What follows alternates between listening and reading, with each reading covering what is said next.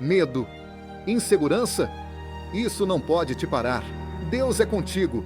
Ele luta por você. Ele te fortalece. Ele te guia.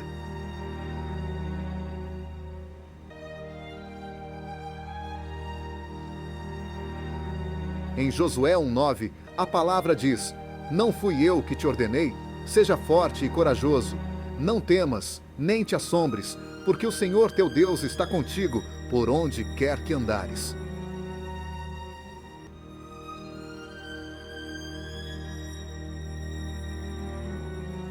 O medo tenta nos paralisar, mas a fé nos impulsiona. E hoje Deus está dizendo: vai, avance, eu estou contigo.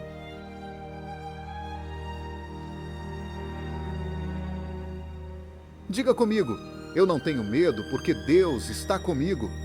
Compartilhe essa mensagem para que mais pessoas sejam fortalecidas.